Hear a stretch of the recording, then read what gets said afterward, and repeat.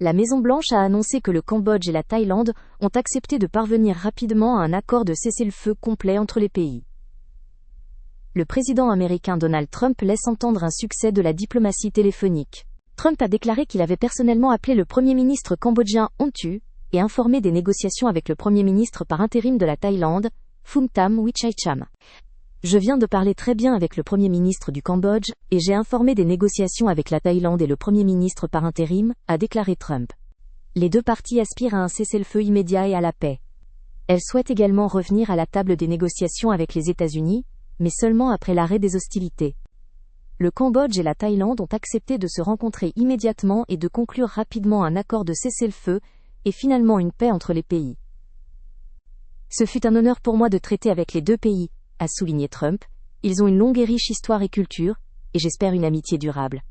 Quand la paix deviendra réalité, j'attends avec impatience la conclusion d'accords commerciaux avec les deux pays, a ajouté le président américain.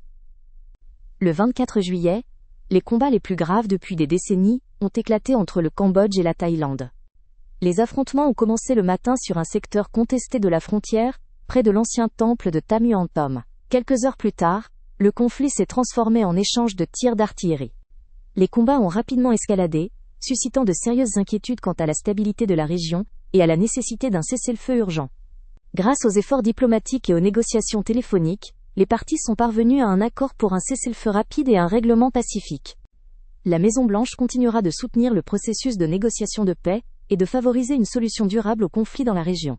Selon la version officielle de la Thaïlande, le conflit a commencé lorsque des soldats cambodgiens se sont approchés d'un poste de contrôle thaïlandais, en se couvrant d'un drone, et ont été les premiers à ouvrir le feu sur les positions. Les forces cambodgiennes continuent d'utiliser des armes lourdes et des systèmes à longue portée sur les positions avancées et arrière, touchant des civils et des installations humanitaires, y compris des hôpitaux. Les affrontements ont lieu dans 12 districts, tels que Chungbok et Chonganma, où la situation reste extrêmement tendue. Le ministère de l'Intérieur, via les administrations des provinces de Surin, Uan Ratchathani, Sisaket et Buriram, a évacué plus de 130 000 personnes, presque toute la population des zones touchées. Le Cambodge rejette les accusations et affirme que toutes ces actions étaient une réponse à une invasion non provoquée des militaires thaïlandais. Les deux parties déclarent avoir agi en légitime défense, insistant sur la légalité de leurs actions militaires dans le conflit. En 3 jours d'affrontements en Thaïlande, 14 personnes sont mortes, 60 ont été blessées, tandis qu'au Cambodge, 13 sont mortes et 70 ont été blessées. Le Cambodge reste pleinement engagé dans un règlement pacifique du différend, conformément au droit international et à la Cour internationale de justice des Nations unies. Dans le même temps, le Cambodge conserve le droit à la légitime défense conformément à l'article 51 de la Charte des Nations unies, et ne cédera pas face aux menaces de la Thaïlande.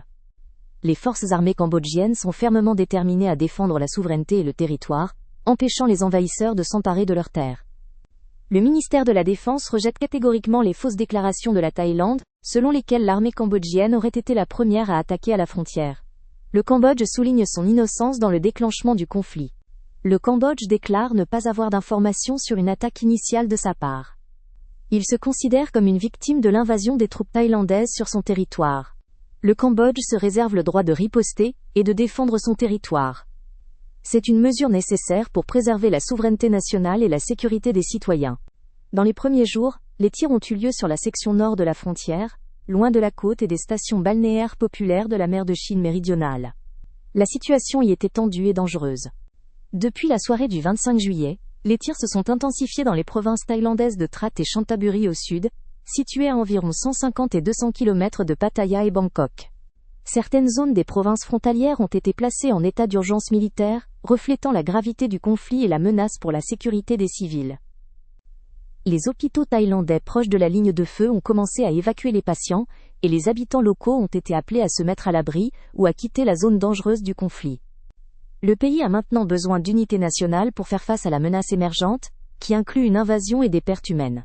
La situation s'est aggravée et pourrait dégénérer en état de guerre, mais pour l'instant il s'agit d'un affrontement avec l'utilisation d'armes lourdes à la frontière. L'armée défend résolument le territoire pour empêcher de nouvelles incursions et affirme fermement la souveraineté nationale du pays.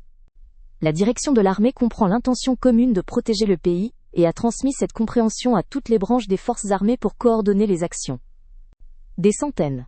Le texte est interrompu, mais cela implique l'ampleur des événements et la participation d'un grand nombre de militaires. Les citoyens de la province de Surin en Thaïlande, font la queue pour s'enregistrer dans des camps temporaires pour réfugiés. Les familles vivent sous des tentes ou dorment sous des bâches entre les arbres.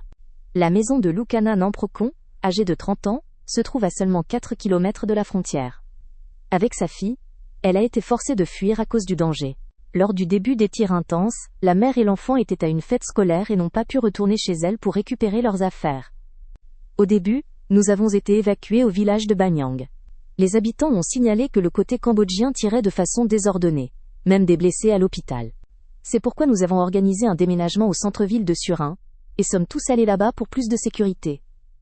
Le conflit actuel est différent de celui de 2011. La situation est maintenant beaucoup plus grave et tendue. Les bruits des explosions ne cessent pas. Ils continuent constamment, créant une atmosphère de peur et d'angoisse permanente. Tous les habitants du village sont prêts à évacuer, y compris le chef du village. Ils n'ont pas peur, car ils ont déjà fui le danger plusieurs fois. Jeudi, lorsque les troupes thaïlandaises et cambodgiennes ont commencé à tirer sur la frontière contestée, comme Samprochan et sa femme, sont allés chercher les enfants à l'école. Leur maison était loin des combats, et ils espéraient que la famille serait en sécurité sur le chemin du retour. Ils se sont arrêtés à une station-service à environ 3 km de la maison. La femme et les enfants sont allés dans un petit magasin près de la station pour faire des courses, tandis que Prochan est resté les attendre dans la voiture. Quelques secondes plus tard, un obus d'artillerie a frappé la station-service. Toutes les personnes présentes ont péri. C'est une tragédie qui a changé la vie à jamais. Elle était toute ma vie. Nous étions toujours ensemble. Elle était experte en tout, une aide fiable pour moi et notre famille. Elle aimait la vie. Ma fille aidait à la maison, était une bonne fille, et ne se plaignait jamais des difficultés. Mon plus jeune fils était obéissant et attentif. Il nous écoutait, et était un garçon merveilleux. Leur présence était la plus grande bénédiction.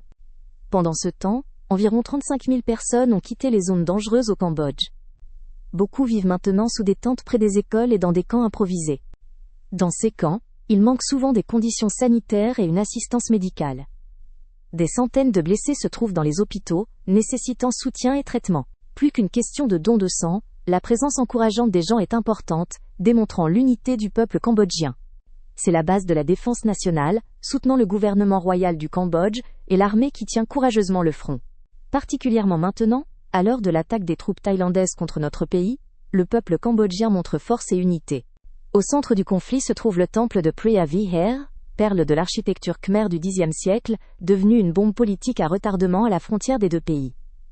La principale difficulté est la situation géographique du temple, situé directement à la frontière.